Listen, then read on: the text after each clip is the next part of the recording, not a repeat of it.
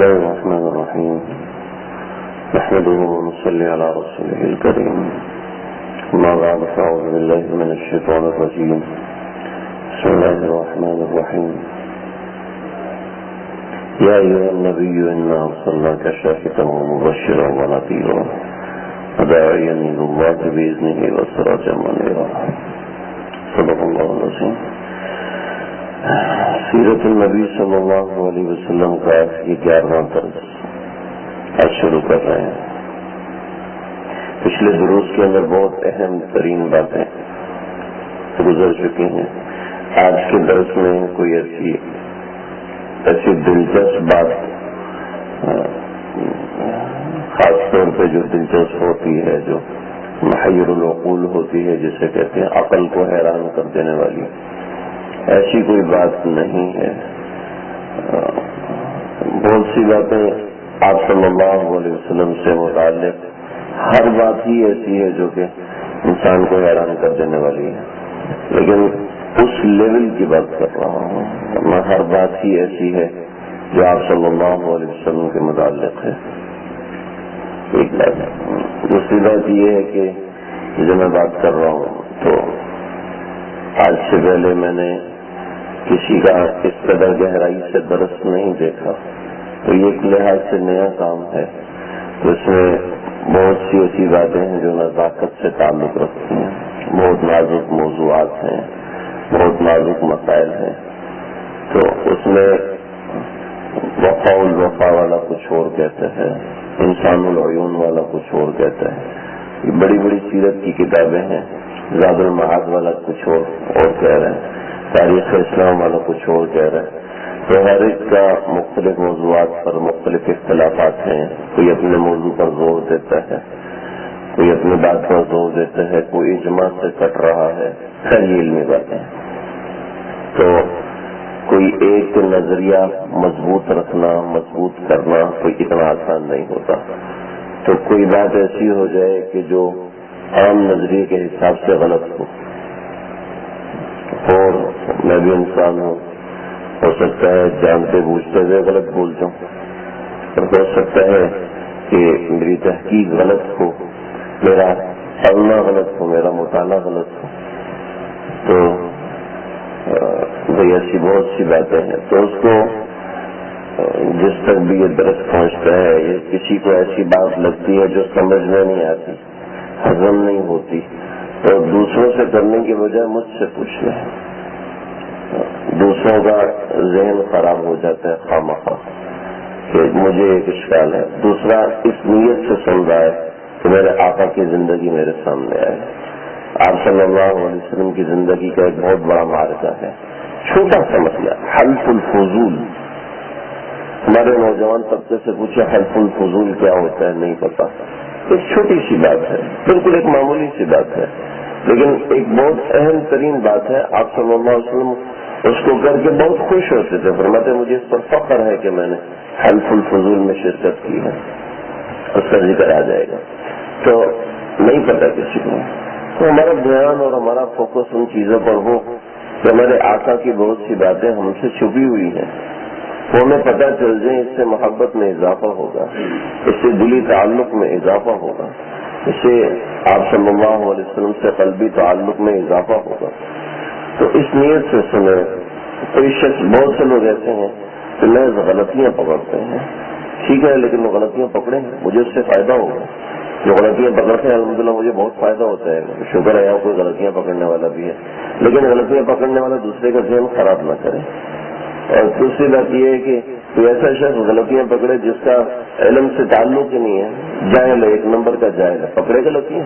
لیکن ایسی غلطیاں پکڑے جو علمی باتیں ہوں، تو اس کا علم سے تعلق بھی ہونا چاہیے، یا کچھ نہ کچھ عقل کامل ایسی ہونی چاہیے کہ جس سے اس کو سمجھ میں آتا ہو، یا یہ مسئلہ ایسے ہونا چاہیے تھا. تو کوئی دلائل رکھتا ہوں. ایسے فضول میں میری سمجھ میں نہیں آتا، آپ کی سمجھ میں نہیں آتا، تو آپ ایسا کریں کہ آپ تندور کی دکان پہ تندور والے کے پاس چلے جائیں، روٹی کی جگہ تو ادھر بیٹھ جائیں. اور میں کیا کہوں، ایسا نہ ہو بھائی. یہ صرف محبت بڑھانے کے لیے ہے.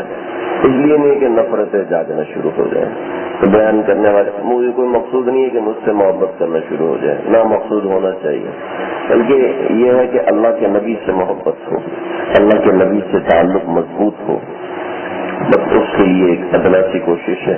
سب سے پہلے اپنے لیے بھی میرا تعلق مضبوط ہو، اور میں جب بھی اس کو کرتا ہوں اس لیے بتا رہا ہوں تاکہ آپ لوگ بھی کریں.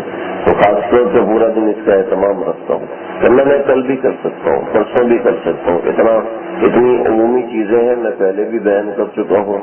تو کوئی اتنی مشکل بات نہیں ہے کہ مجھے اتنی عرق ریزی کرنی پڑے گی. میں نے پہلے بہت عرق ریزی کی ہے، بہت محنت کی ہے، ابھی بھی کرتا ہوں. کوئی ایسا نہیں ہے کہ محنت سے مستغنی ہو رہا ہوں کہ مجھے بہت کچھ آتا ہے، لیکن میں یہ کہہ رہا ہوں کہ میں روز کر سکتا ہوں. لیکن اس کا اہتمام جو میں چاہ رہا ہوں کہ اللہ کی حبیب کی محبت کا تقاضا ہے کہ کچھ درود و سلام پیش کیا جائے تاکہ وہ محبت دل میں اترے. صرف کہہ دینے سے محبتیں نہیں پیدا ہوتی ہیں، صرف ذکر کر لینے سے محبت پیدا نہیں ہوتی. صرف ذکر کر دینے سے بندہ اللہ سے مضبوط تعلق والا نہیں بن جاتا، محنتیں چاہیے ہوتی ہیں. ذکر کوئی بھی کر سکتا ہے، جیسے میں نے آپ کو سنایا ایسے آپ بھی کتاب سے پڑھ کے سنا سکتے ہیں، جیسے کوئی بھی کتاب سے پڑھ کے سنا سکتا ہے. ہو جائے گا، فارمیلٹی پوری ہو جائے گی. تو یہ فارمیلٹی پوری نہیں کرنی. آج کی سیرت درس نمبر 11 کا جو ابتدائی موضوع ہے وہ آپ صلی اللہ علیہ وسلم کی زندگی کے واقعات سے کچھ نکل کر کچھ دوسرے معاملات ہیں. سب سے ایک معاملہ ہے وہ یہ ہے کہ اللہ تعالیٰ نے تمام کے تمام انبیاء کو معصوم پیدا فرمایا، جنہوں نے ساری زندگی کوئی گناہ نہیں کیا، ساری زندگی ایک گناہ بھی نہیں کیا. نہ نبوت ملنے سے پہلے گناہ کیا، نہ نبوت ملنے کے بعد گناہ کیا. تو ایک دن توجہ سے گزارے کہ میں پورے دن میں کوئی گناہ تو نہیں کرتا، تو بڑا مشکل ہو جائے گا اس توجہ کو برقرار رکھنا. تو نبی کیسا ہوگا کہ جس نے 900 برس کی زندگی گزاری اور 900 برس میں اس نے ایک گناہ بھی نہیں کیا، حضرت نوح علیہ الصلوۃ والسلام. تو تمام انبیاء علیہ الصلوۃ والسلام کو اللہ تعالیٰ نے عصمت دی ہے. عصمت یہ اس لیے ہے کہ بہت سی امتوں میں بہت سے ایسے لوگ گزرے ہیں کہ جو پوری زندگی مادر ذات ولی رہے، کوئی گناہ نہیں کیا، کوئی بھی گناہ نہیں کیا. شاہ سعد صاحب رحمۃ اللہ علیہ جب پیدا ہوئے تو ان کو ایک عورت اٹھانے لگی تو یہ تڑپ تڑپ کے چیخنا شروع ہو گیا. کسی ایسی عورت کے پاس نہیں جاتے تھے جو اس کی محرم نہیں تھی. بچپن سے جب سے پیدا ہوا اس وقت سے 2 دن کے 4 دن کے 6 دن کے زندگی بھر کسی نامحرم عورت کے پاس نہیں گئے. محلے کی عورت آگے اس نے اٹھا لیا. تو حضرت تھانوی رحمۃ اللہ علیہ نے واقعہ لکھا تو حاشیے میں لکھا یہ مادر ذات ولی ہونے کی علامت ہے. تو بہت سے لوگ ایسے ہیں جو مادر ذات ولی ہوتے ہیں، جن کے اندر شریعت لاگو ہونے سے پہلے وہ شریعت پہ عمل کرنا شروع کر دیتے ہیں اور اپنی فطرت سے عمل کرتے ہیں. شاہ ولی اللہ محدث دہلوی رحمۃ اللہ علیہ یہ ماں کے پیٹ میں تھے. تو شاہ عبد القادر رحمۃ اللہ علیہ نے ان کے والد شاہ عبد الرحیم رحمۃ اللہ علیہ سے کہا کہ تمہاری جو اولاد ہوگی وہ مادر ذات ولی ہوگی، خیال کرنا. تو یہ بھول گئے. جب ان کی والدہ کو حمل ہوا تو ایک دن دعا کر رہی تھی تو دعا کے اندر ہاتھوں میں سے 2 چھوٹے چھوٹے ہاتھ باہر نکلے، بچے کے ہاتھ. دیکھ کے ڈر گئی تو یوں پریشان ہاتھ نیچے بھی نہیں کر سکتی، ہاتھ چھوڑے پہ بھی نہیں پھیر سکتی. اب کیا کریں؟ کافی دیر تک اس کیفیت میں رہیں. تو جب وہ ہاتھ غائب ہو گئے تو حکایات اولیاء میں لکھا ہے، ارواح ثلاثہ میں لکھا ہوا ہے. تو ایسے کسی عام کتاب کا قصہ بیان نہیں کر رہا.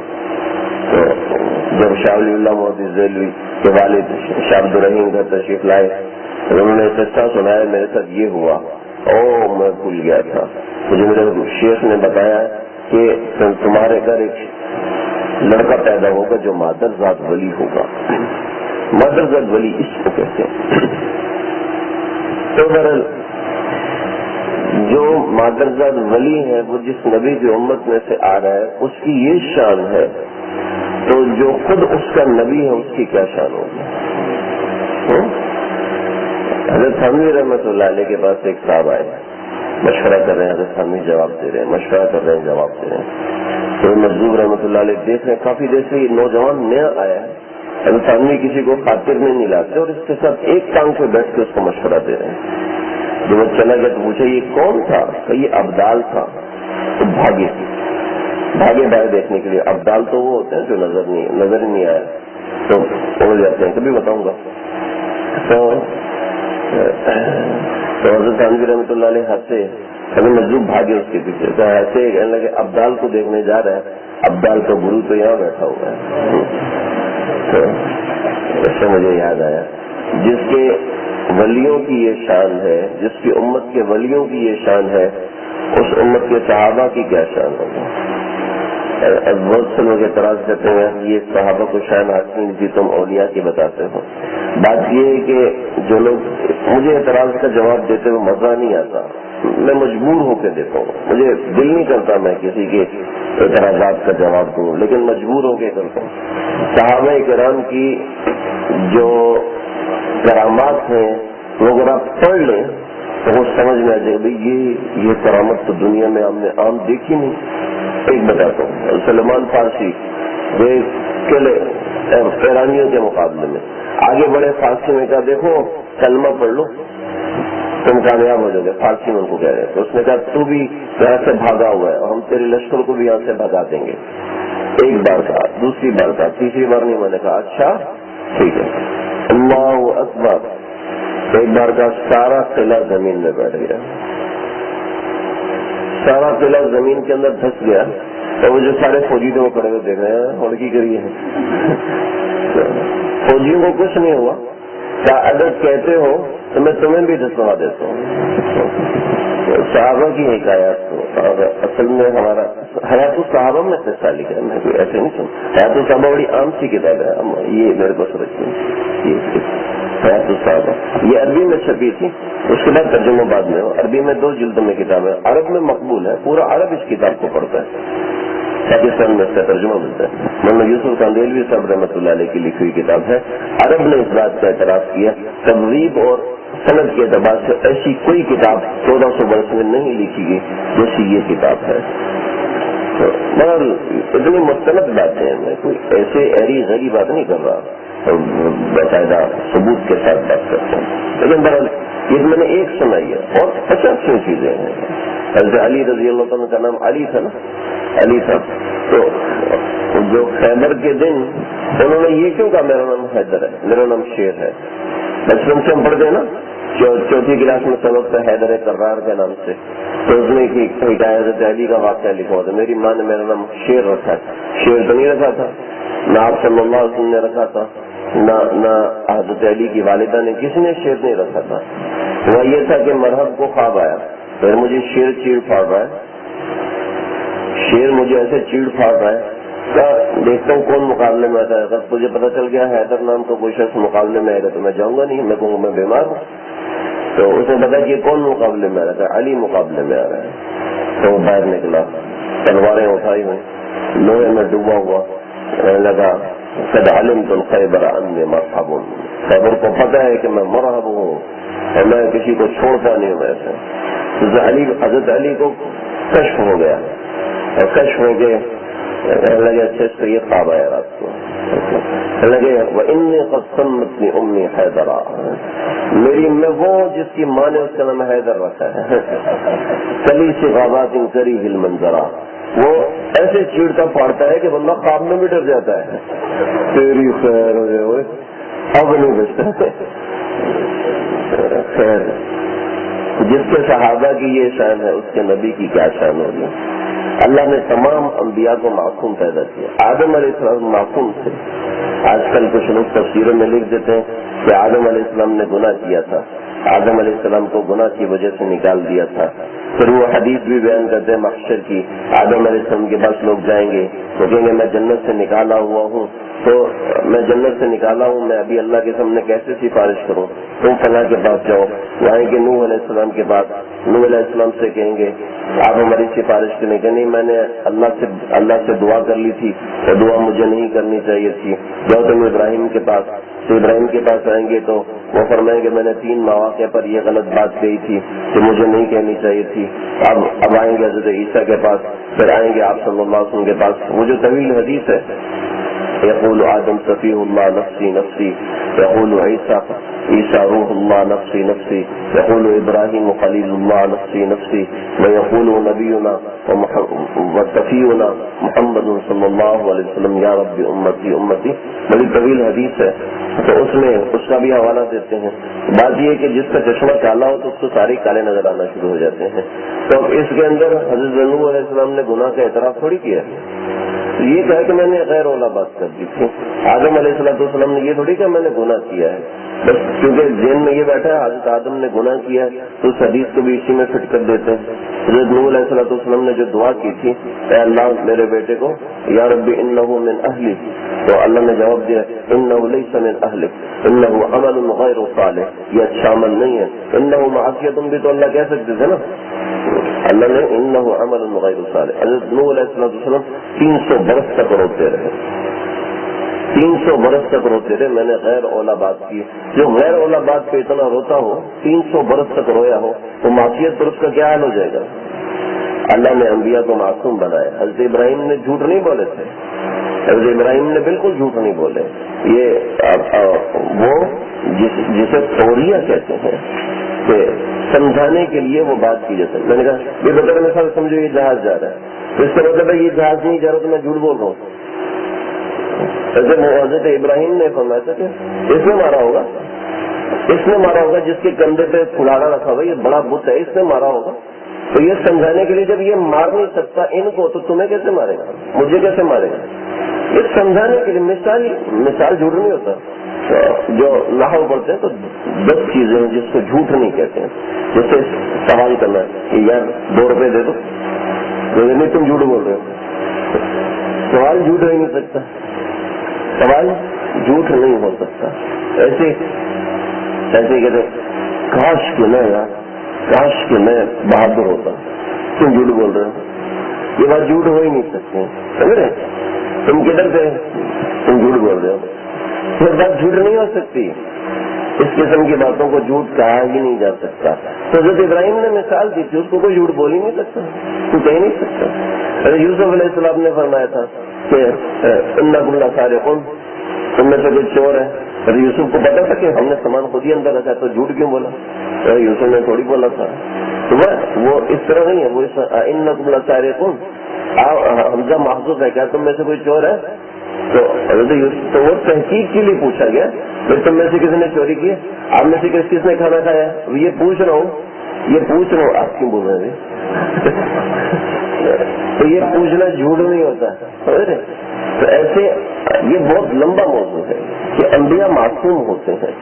ایسے ہی نبی کریم صلی اللہ علیہ وسلم بھی معصوم تھے. تو انبیاء سے کوئی گناہ سرزد ہو ہی نہیں سکتا. اچھا, یہاں تک ایک بات, نہ گناہ ہوا نہ قربت گناہ ہوئی, گناہ سے قربت بھی نہیں ہوئی. ایسی پاکیزہ زندگی, ایسی صاف ستھری زندگی انبیاء کی ہوتی ہے کہ گناہ سے قربت بھی نہیں ہوئی. آگے چلے. پہلا موقع آپ صلی اللہ علیہ وسلم بچوں کے ساتھ کھیل رہے تھے. تو بچوں کے ساتھ کھیل رہے تھے کہ پتھر زیادہ خون اٹھا کے لے کے جاتا ہے. تو بچے کیا کر رہے تھے, بچے اظہار بند کھولتے تھے. اس زمانے میں شلوار قمیض نہیں ہوتی تھی, اظہار بند ہوتا تھا, اوپر چادر ہوتی تھی. تو بچے اظہار بند کھول کے کندھے پہ رکھا, اس کے اوپر پتھر رکھا تاکہ چبھے نہیں, اس کو لے کے اوپر لے کے جا رہے تھے. تو آپ صلی اللہ علیہ وسلم نے بھی پتھر اٹھایا, اظہار بند یہاں رکھا اور پتھر اٹھایا. جیسے اٹھایا تو ایک سفید رنگ کا فرشتہ درمیان میں حائل ہو گیا اور فشدت کم بنا, آپ کو ایک تھپڑ مارا. لگے وہ تھپڑ ایسا مارا جو بہت شدید تھا لیکن درد نہیں ہوئی. زوردار تھپڑ تھا لیکن تھپڑ ہاتھ مارا. تو لگے فشدت علیہ, تو مجھے کہا کہ اپنی اظہار بند دوبارہ باندھو. تو میں نے جلدی سے اظہار بند دوبارہ باندھ دیا. لگے اللہ نے بڑھانا ہونے سے بھی بچایا.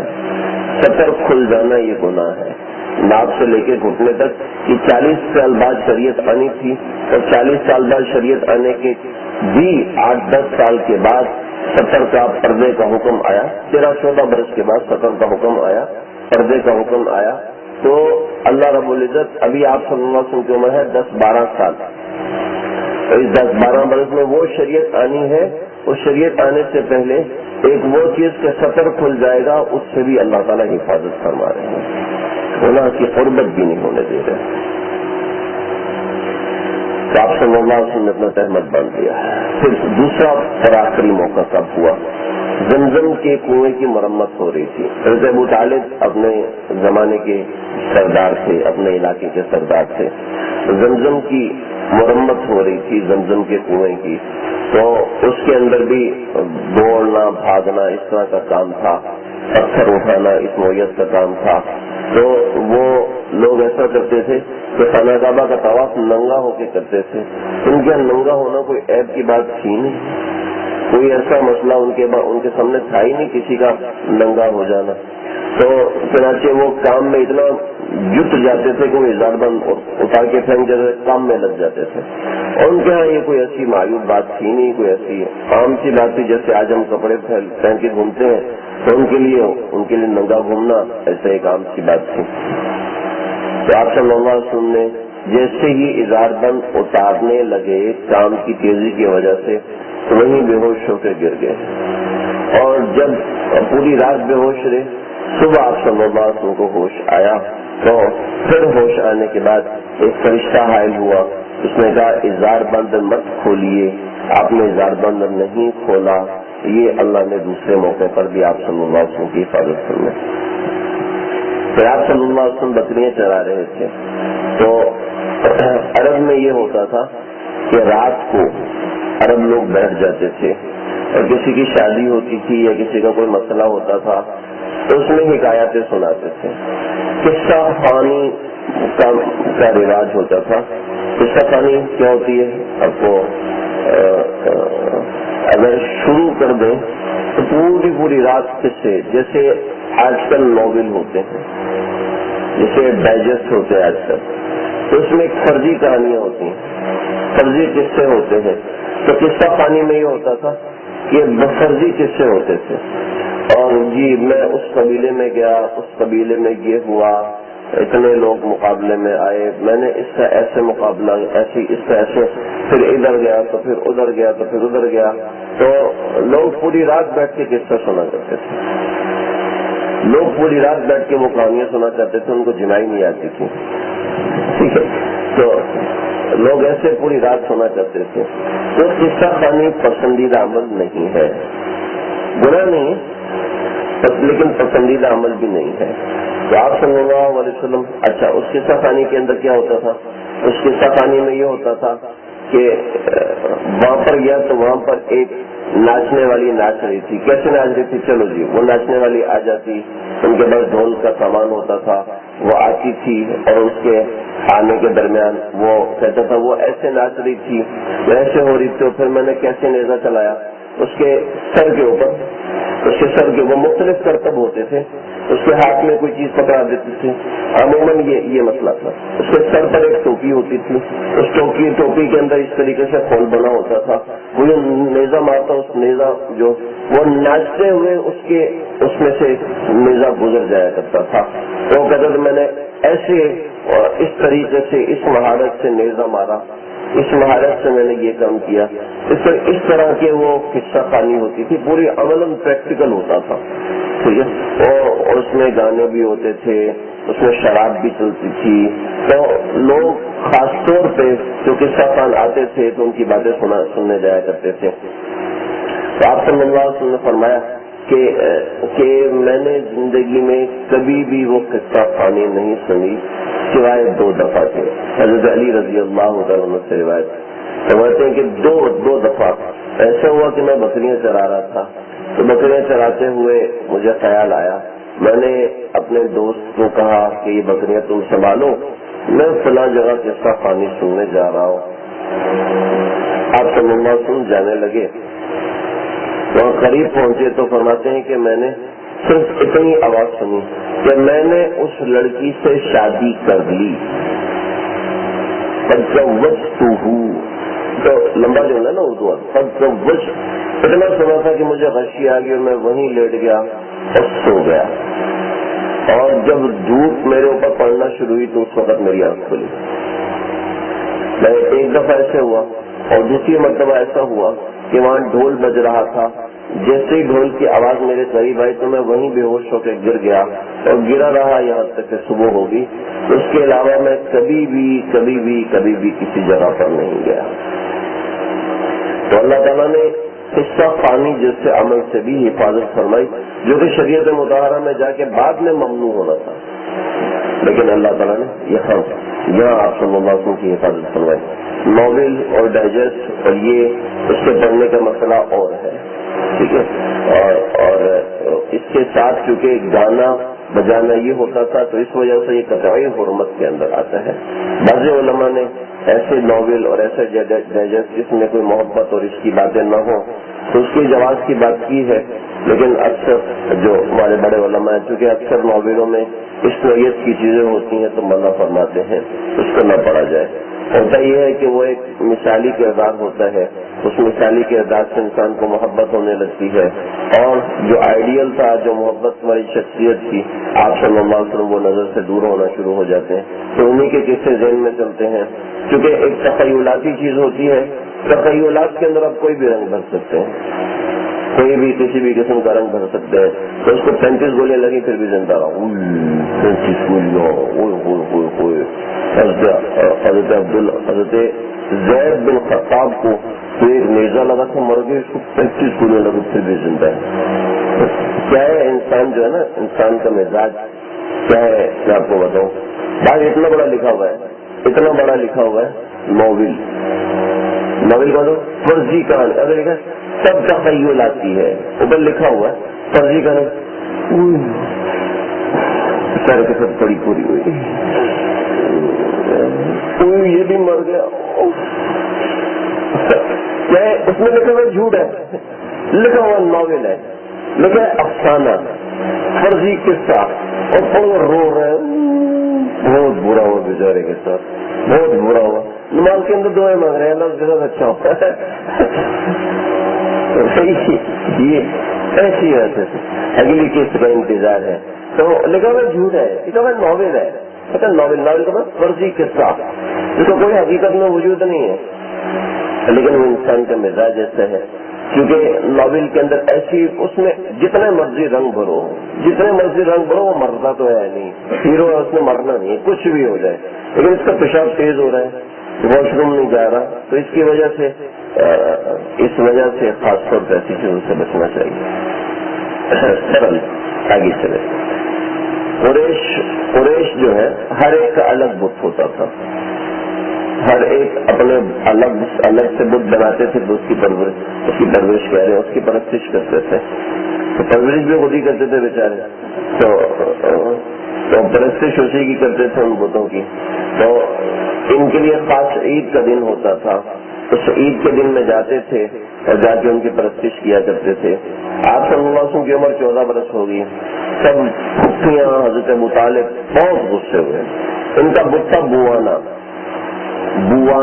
ان کا بت تھا اور اس بت کی یہ لوگ پرستش کیا کرتے تھے، اس کے سامنے سجدے کیا کرتے تھے، اس کے پاس قربانی کیا کرتے تھے اور اس کے پاس اعتکاف کیا کرتے تھے اور اس کے لیے نذرانے پیش کیا کرتے تھے، اس کے پاس قربانیاں کیا کرتے تھے، جانوروں کو ذبح کیا کرتے تھے. تو آپ صلی اللہ علیہ وسلم کبھی بھی نہیں گئے، کبھی بھی اس بت کے پاس نہ گئے. تو جب آپ کی عمر 15 برس ہوئی تو بہت زور دیا اور اتنا غصہ کیا آپ صلی اللہ علیہ وسلم کو کہ اس بات میں ضرور چلنا ہے. ٹھیک ہے، لیکن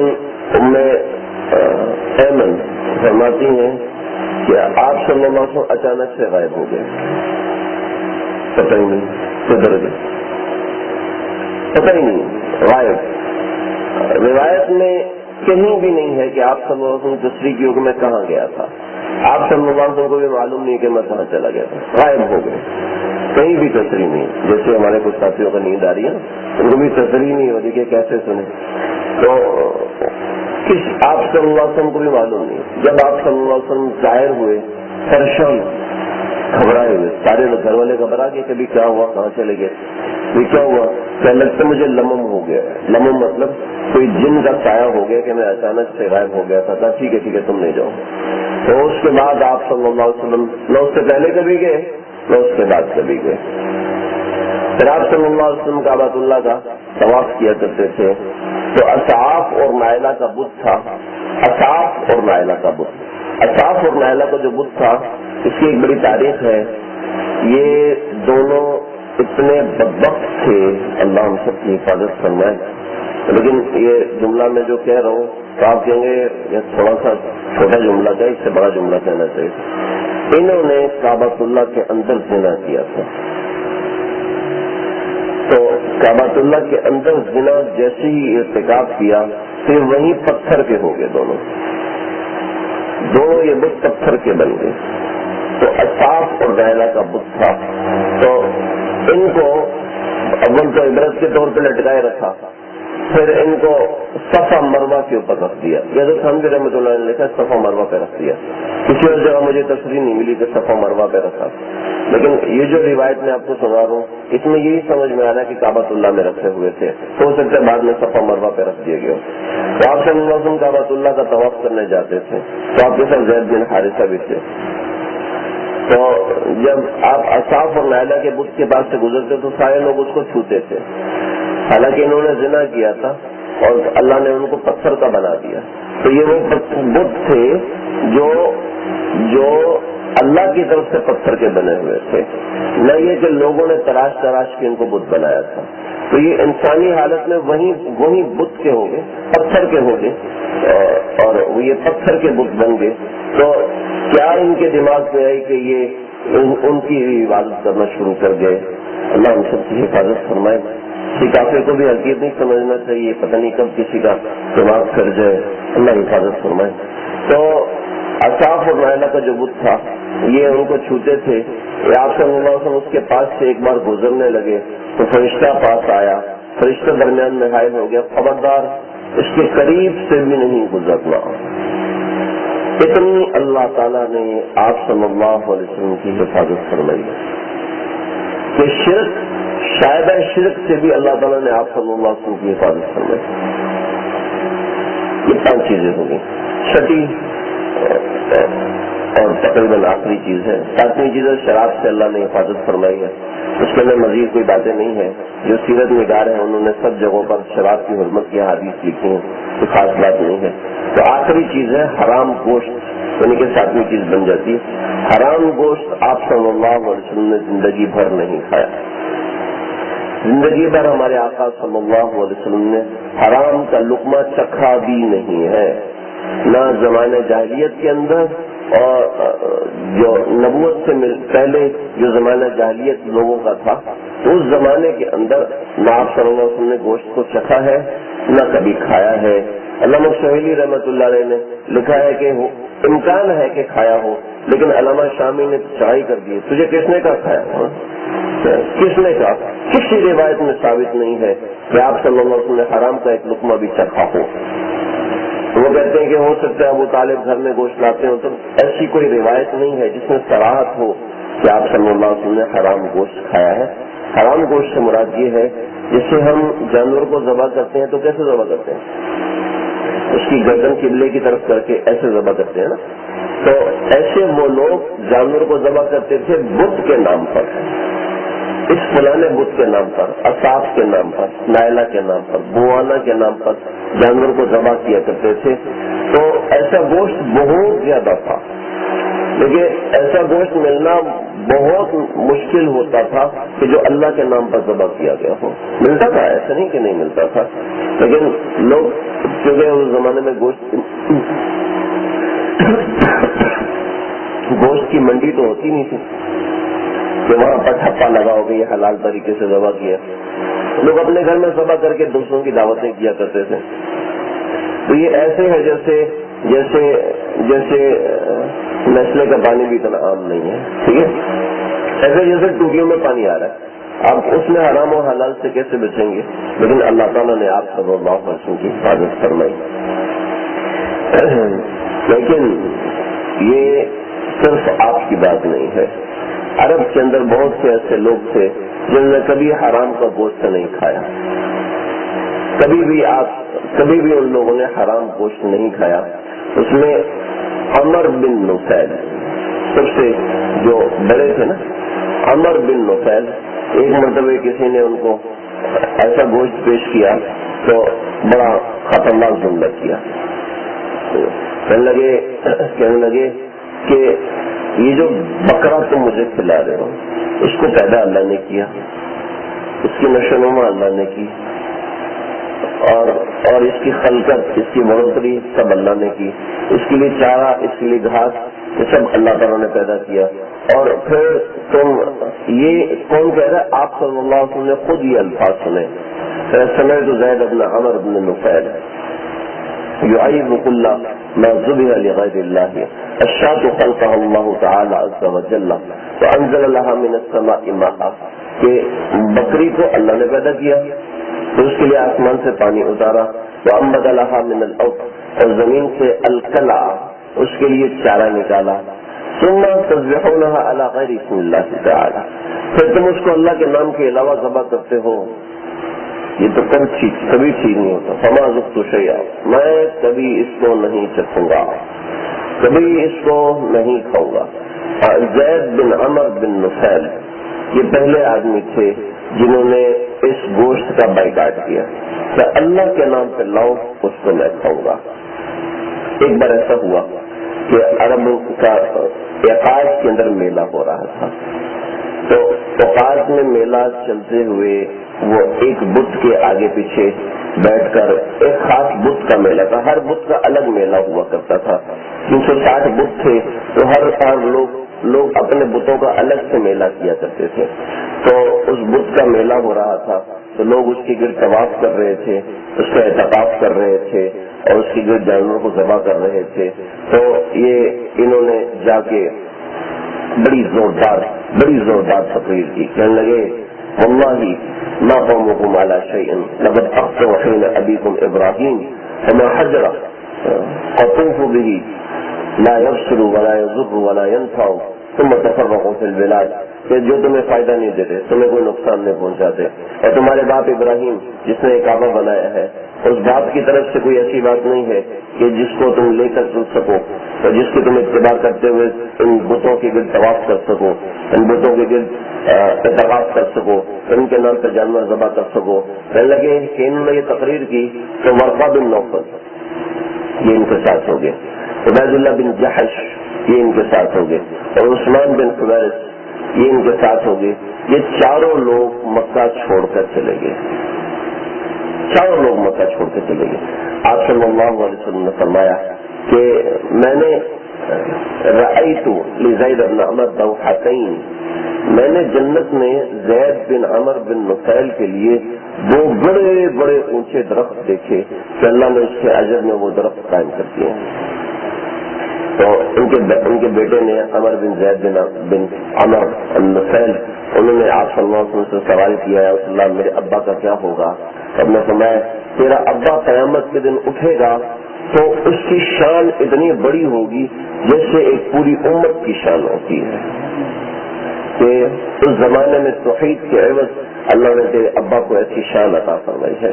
تو زید بن عمر بن نفیل یہ اپنے زمانے میں آپ صلی اللہ علیہ وسلم نے بھی ان سے ملاقات کی ہے، تو انہوں نے اپنے بیٹے کو وصیت کی تھی کہ کاش میری عمر طویل ہو، میں دیکھتا ہوں ہمارے علاقے کے اندر ایک نبی نے پیدا ہونا ہے، کاش کہ میں اس کا زمانہ پاؤں تو میں اس کے ہاتھ پر اس کا کلمہ پڑھوں گا، اس کے ہاتھ پر اس کی مطابقت کروں گا.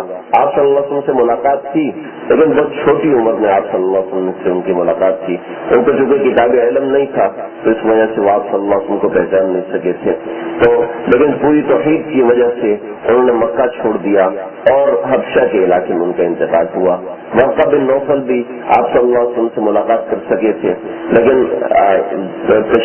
تشہیر اسلام سے پہلے ورقہ بن نوفل کا بھی انتقال ہو گیا اور قیامت کے دن یہ بھی اسلام والوں میں سے اٹھائے جائیں گے. اسی طریقے سے عبید اللہ بن جحش جو اس گوشت کی وجہ سے مکہ چھوڑ کے چلے گئے تھے یہ حبشہ گئے اور وہاں جا کے عیسائی ہو گئے. اور عیسائیت کی حالت میں جب مسلمان ہجرت حبشہ کر کے آئے تو حضرت جعفر طیار نے ان سے ملاقات کی. کہنے لگے جو تعلق اللہ نے مجھے عطا فرمایا ہے اگر تمہیں مل جائے تو تم محمد کو چھوڑ دو گے. چنانچہ یہ اسی عیسائیت کی حالت میں کفر کی حالت میں مرے. اور عثمان بن فمیرس ان کے بارے میں کوئی تفصیلات نہیں تھی. تو یہ 4 لوگ تھے اور 5 آپ صلی اللہ علیہ وسلم کہ جنہوں نے کبھی بھی زمانہ جاہلیت کے گوشت کو استعمال نہیں کیا. زمانہ جاہلیت سے مراد ان لوگوں کا زمانہ جاہلیت نہیں ہے. آپ صلی اللہ علیہ وسلم کے ساتھ تو جو زمانہ جاہلیت کی نسبت کرنا ہی محال ہے. یعنی کہ اس زمانے کے اعتبار سے بتا رہا ہوں, یہ اس سن کے اعتبار سے بتا رہا ہوں, اس تاریخ کے اعتبار سے بتا رہا ہوں.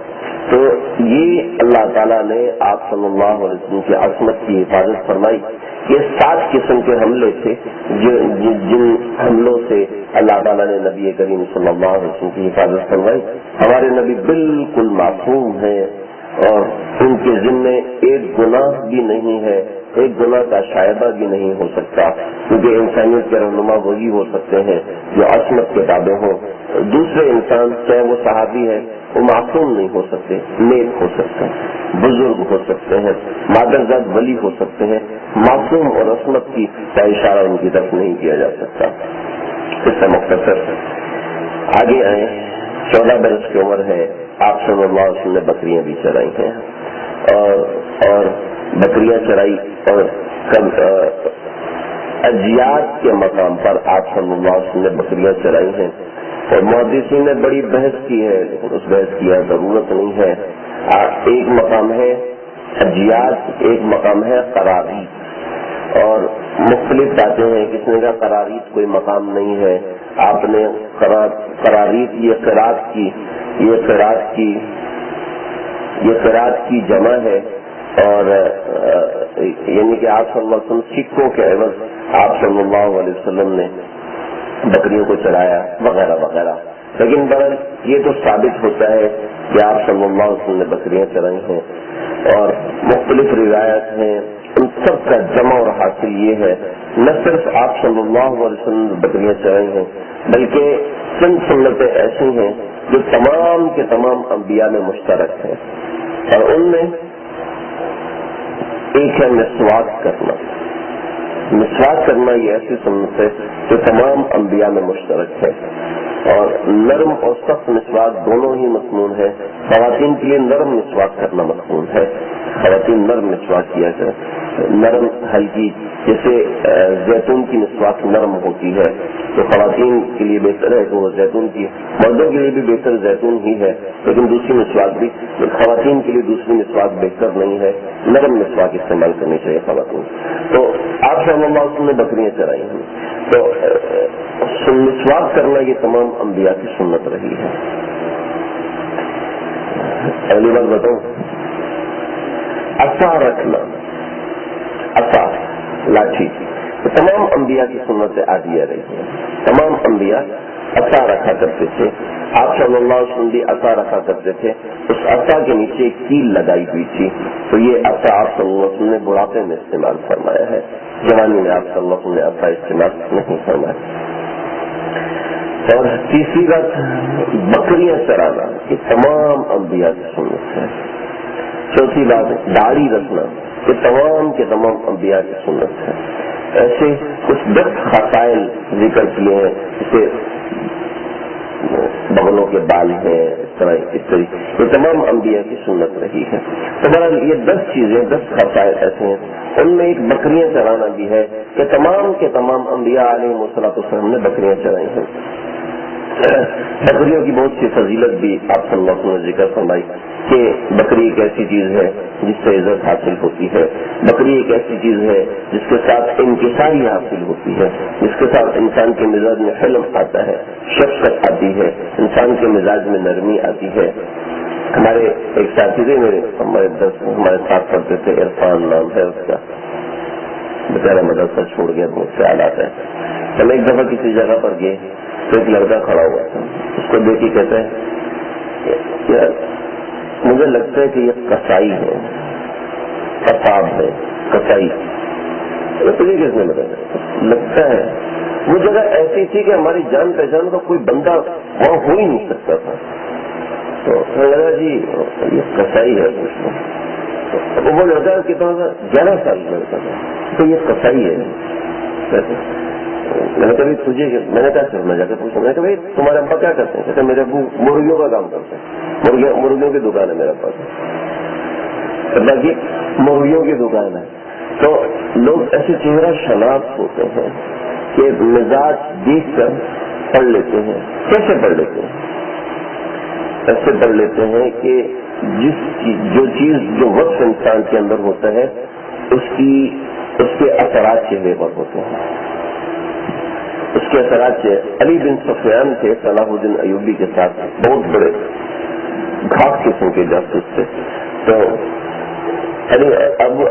جو صلاح الدین ایوبی پر اس کے پاس ایک تیر آ گیا، تیر یہاں سے گزرا، دیکھو کہ کوئی بندہ ہی نہیں، تیر کہاں سے آ گیا؟ کسی جن نے چلایا ہے.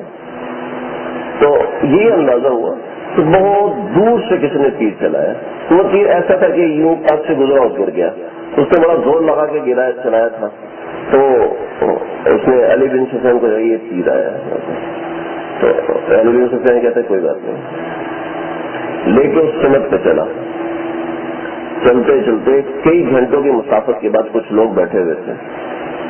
تو ان کا سامان چیک کیا، عام تاجروں والا سامان تھا، نہ کوئی تلوار تھی، نہ کوئی تیر تھا، کچھ بھی نہیں. تو علی بن سفیان ان 5 آدمی تھے، ان سب کو دیکھا تو لگے اپنے ہاتھ آگے بڑھاؤ.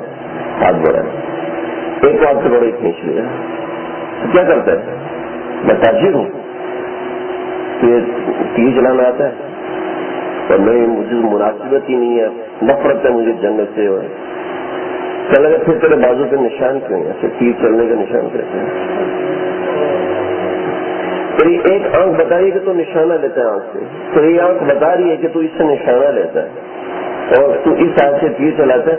تو یہ تیرا نشان ہے کہ تیر نکلنے کا نشان. یہ تیر نشان کیسے لگا؟ صحیح سے بتاؤ کہاں سامان چھپایا ہوا؟ تو اونٹ کے نیچے جگہ کھود کے سامان وہاں چھپایا ہوا تھا. تو جو لوگ ماہر ہوتے ہیں نا وہ چہرہ دیکھ کے شناختی کر لیتے ہیں، کیونکہ اس کی اس حرکت کے نشانات اس کے چہرے پر موجود ہوتے ہیں.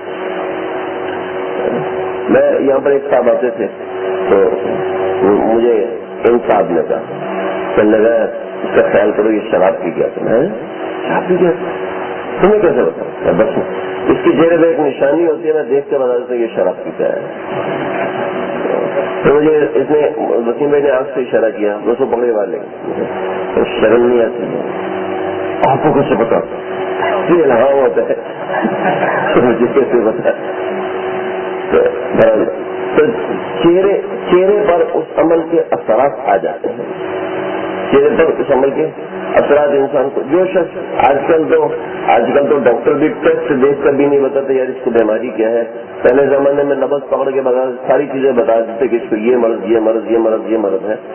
تو یہ آج کے زمانے میں بھی کچھ لوگ ایسے ہیں ماشاءاللہ جن کو اللہ نے ایسی سمجھ دی. تو چہرے سے اس چیز کی شناخت ہوتی ہے. تو بکریاں چرانا ایک ایسا عمل ہے جو انسان کے مزاج میں انکساری پیدا کر دیتا ہے، جو انسان کے مزاج میں پختگی اور مینجمنٹ کا ایک نظام انسان میں پیدا کر. وقت کا میں انشاءاللہ یہاں نقشہ بناؤں گا، آپ دیکھیے گا. لگے کہ ایک مورخ، انگریز مورخ، جب اس نے جنگ عہد کا نقشہ دیکھا تو کہنے لگا عدوۃ الدنیا عدوۃ القصویٰ بدر کا. یہ ایسا نقشہ ہے یہ کوئی ماہر ترین جرنیل بنا سکتا ہے، اس کے علاوہ کوئی دوسرا نہیں بنا سکتا. تو جس کو مینجمنٹ میں پختگی ہو، تو بکریاں جو بھی چراتا ہے نا اس کے مزاج میں مینجمنٹ آ جاتی ہے، نظام آ جاتا ہے. یہ مجھے کیسے معلوم؟ یہ ہماری بحث چل رہی تھی تو ہمارے ساتھ ایک ساتھی تھے مولانا نیاز ولی، تو وہ وانا کے رہنے والے تھے، تو مجھے کہنے لگے کہ تمہیں کیا پتا بکریاں چرانا دنیا کا مشکل ترین کام ہے۔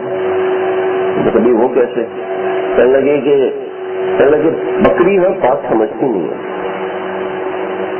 اور بکریاں اکٹھی چلتی نہیں ہیں، ان کا مزاج ایسے چلنے کا ہے، اگر ایک نہ جائے تو دوسری نہ جاتی ہے۔ بھیڑ جو ہے نا، ایک جس طرف جائے تو دوسری اس کے پیچھے جاتی ہے، اونٹ ایک اونٹ جس طرف جائے سارے اونٹ اس کے پیچھے چلے جائیں گے۔ تو اونٹ چرانا بہت آسان ہے، گائے چرانا بہت آسان ہے، بکری جب دیکھ وہ اس طرف جائے تو میں ادھر جاؤں گی، جب وہ ادھر جائے تو میں ادھر جاؤں گی۔ بکری کا یہ مزاج ہے۔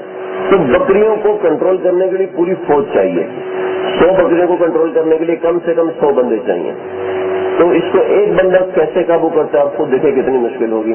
مزے کی بات آپ کو بتاؤں، میں یہ نوٹ کر رہا تھا، لکھ رہا تھا، تو چھت پر ناظرین صاحب کی 5 بکریاں آ گئی، تو میں اس کو لکھ رہا ہوں بکریاں چرانا وجہ فخر، یہ میں لکھ رہا ہوں۔ تو وہ 5 بکریاں میں آج تک بکری نے کبھی حملہ نہیں کیا، وہ بکری مسکین سا جانور ہے۔ تو ایک کاپی نا یہاں سے منہ ڈالا، ابھی بھی نشان پڑا ہوا ہے، یہاں سے منہ ڈالا کھینچ کے لے گی، میں اس کے پیچھے اللہ کی طرح سے حافظ کر دوں لیکن یار یہ اس نے بالکل صحیح سمجھا تھا۔ مجھے وہ نیاز ولی یاد آیا، میں نے کہا اس نے کہا تھا بکری کو جو کو اس کے خلاف کرتی ہے، بکری کے مزاج میں انکساری ہوتی ہے۔ بکری کے چرانے والا انسان وہ کسی بھی موقع پر جھنجھلاہٹ کا شکار نہیں ہوتا۔ حضرت موسیٰ علیہ السلام نے ایک بڑی قوم کو سنبھالنا تھا، حالانکہ امت محمدیہ کے 1.25 لاکھ لوگ تھے۔ جب آپ صلی اللہ علیہ وسلم حجۃ الوداع میں آئے تو 1.25 لاکھ لوگ تھے۔ حضرت موسیٰ علیہ السلام کے جو گائے کے وقت میں لوگ تھے وہ 3 قومیں تھی، ایک قوم کی تعداد 70 لاکھ تھی۔ تو اللہ نے پھر 10 سال بکریاں چروائی کہ ان کو سنبھالنا، 10 سال مینجمنٹ سیکھو، MBA کرو۔ موسیٰ علیہ السلام کو تفسیر نے واقعہ لکھا ہے، ایک بکری گم ہو گئی تھی، حضرت موسیٰ اس کے پیچھے گئے، جاتے گئے پاؤں میں اتنے بڑے بڑے کانٹے چپ گئے، بکری کے کانٹے چپ گئے تھے، بکری کو اٹھایا، اس کے چہرے سے اس کی راج صاف کی، اس کو کندھے پر ڈالا اور کہنے لگے بکری تجھے موسیٰ پر رحم نہیں آیا تو اپنے پر رحم کر لیتی، تو میں تیرے پیچھے آ رہا تھا تو آگے بھاگتی۔ بکری سے باتیں کرتے ہوئے جا رہے ہیں، تو روایتوں میں آتا ہے کہ فرشتوں کی صفوں میں ہلچل مچ گئی، اللہ یہ تو اخلاق نبوت رکھتا ہے یہ شخص، اس میں اتنی برداشت ہے۔ تو اللہ نے، حالانکہ موسیٰ علیہ السلام نے کیسی برداشت کی، کیسی برداشت، تجھے تو کرسی کو مار رہا ہے، مکہ مارا، کوئی مر گیا، فوقظ موسیٰ فقضى علیہ، قرآن میں موسیٰ علیہ السلام مکہ مارا، وہی مر گیا، ایک مکہ مارا، صرف ایک مکہ مر گیا۔ حضرت موسیٰ میں اتنی برداشت نہیں، تو کتنی برداشت آئی، یہ دیکھو ایسی برداشت نہیں۔ تو یہ بکریاں چرانے میں یہ فائدہ ہے کہ مزاج میں انکساری آتی ہے، بکریوں کے مزاج میں انکساری ہوتی ہے تو وہی انکساری انسان کے مزاج میں آ جاتی ہے۔ بکریاں چرانے سے انسان کے مزاج میں نظم آ جاتا ہے کہ بکھری ہوئی چیزوں کو کیسے قابو کرنا ہے۔ آپ صلی اللہ علیہ وسلم نے بکریاں چرائی، آپ صلی اللہ علیہ وسلم نے ایک بات فرمایا حضرت جابر سے، جابر جب تم، کون سی مسواک ہوتی ہے، ایک تو زیتون کی مسواک ہوتی ہے، دوسری پیلو، ہاں، جب تم پیلو کے پھل کھایا کرو تو کالے رنگ کے پھل کھایا کرو۔ آپ کو کیسے پتا اللہ کے نبی، آپ تو اللہ کے نبی، آپ کو کیسے پتا یہ والا پھل اچھا ہوتا ہے؟ میں کہ جب میں مقام اجیاز پہ بکریاں چرایا کرتا تھا، یا جب میں بکریاں چرایا کرتا تھا تو اس وقت میں یہ کالے کھایا کرتا تھا، یہ بڑے میٹھے ہوتے ہیں، یہ بڑے اچھے ہوتے ہیں، تم یہ کھایا کرو۔ رسول اللہ آپ نے بھی بکریاں چرائی ہیں؟ فرمایا ہاں، نہ صرف میں نے بلکہ تمام انبیاء نے بکریاں چرائی ہیں۔ ایک روایت میں حضرت موسیٰ اور حضرت داؤد کی بکریاں چرانے کا ذکر ہے۔ جس نبی کو اللہ نے بڑی سلطنت عطا کی اس کو پہلے بکریاں چروائی ہیں۔ حضرت سلیمان علیہ السلام کو بڑی سلطنت تھی، بکریاں چرائی، داؤد علیہ السلام کو بڑی سلطنت تھی، بکریاں چرائی۔ تو ایسے اللہ نے انبیاء کی تربیت کی ہے۔ اچھا، ایک صاحب ہارون رشید کے پاس ہے، کہنے لگے کہ تمہیں شعر کہنا آتا ہے؟ نہیں، مجھے شعر کہنا نہیں آتا۔ شعر تو اللہ کے نبی کو بھی کہنا نہیں آتا تھا، مجھے بھی نہیں آتا۔ کہنے لگے یہ تھوڑا مشکل سی بات ہے، میں اس لیے قصہ سنا رہا ہوں، تھوڑی مشکل سی بات ہے، ٹیکل کرنا تھوڑا مشکل ہوتا ہے. لگے ہارون رشید کہنے لگا پہلے مجھے یہ پتا تھا کہ تم جاہل ہو، اب مجھے پتا چل گیا تم بیوقوف بھی ہو. وہ کیسے؟ تو وہ ایسے کہ اللہ کے نبی کو شعر نہیں کہنا آتا، یہ ان کی صفت تھی. اللہ کے نبی ان پڑھ تھے، یہ ان کی صفت ہے، ان کی صفت ہے کہ وہ نبی یہ امی ہے، یہ ان کی صفت ہے. اور تم ان پڑھ ہو تو یہ تمہارے اندر عیب ہے. آج کل کوئی کہتا ہے میں اللہ کے نبی والا کام کر رہا ہوں، کیا کام کروں؟ بکریاں چرا رہا ہوں. بکریاں چرائے اس لیے چرائے کہ تجھے پڑھنا لکھنا نہیں آتا، اس لیے تو بکریاں چرا رہا ہے، اس لیے تو بہت بڑا کام کر رہا ہے. میں اپنی اولاد کو نہیں پڑھوں گا، کیوں؟ اللہ کے نبی بھی پڑھے ہوئے نہیں تھے. یہ تمہارے اندر عیب ہے. ہمارے لیے ان پڑھ ہونا عیب ہے، اور اللہ کے نبی میں ان پڑھ ہونا یہ صفت تھی. کیوں؟ دنیا کا کوئی بندہ ان کو نہیں پڑھا سکا، اللہ نے خود پڑھایا. حضرت عیسیٰ علیہ السلام درسگاہ میں گئے، حضرت مریم نے بھیجا پڑھنے کے لیے. یہ خطبات حکیم الاسلام قاری سید صاحب کے خطبات ہیں، اس میں یہ واقعہ لکھا ہوا ہے. وہاں پر گئے تو لگے کہ الف پڑھو. کیوں پڑھوں؟ الف کا کیا مطلب ہے؟ بھائی مطلب جس کا مطلب پتہ نہیں، میں کیوں پڑھوں؟ میں نہیں پڑھتا ہوں.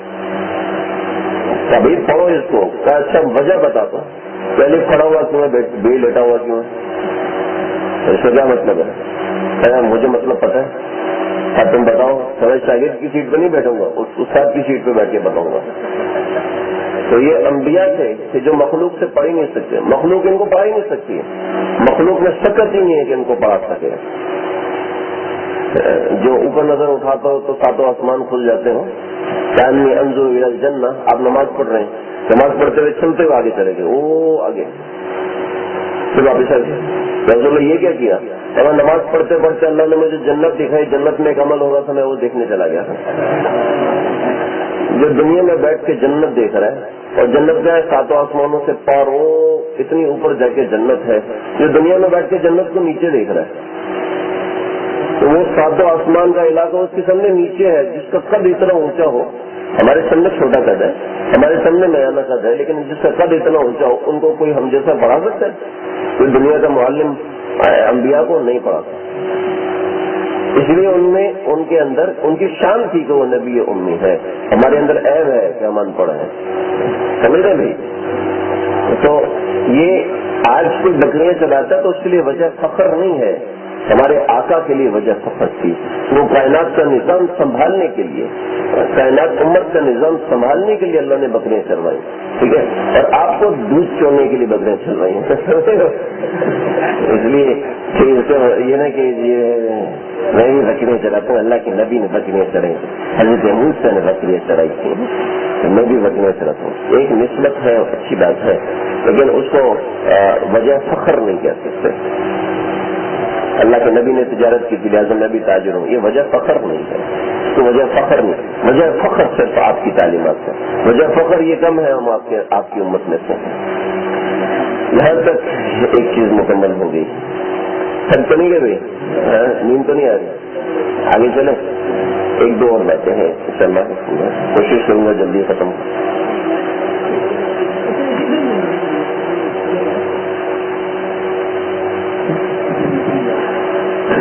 آپ صلی اللہ علیہ وسلم کی عمر 14 برس ہے.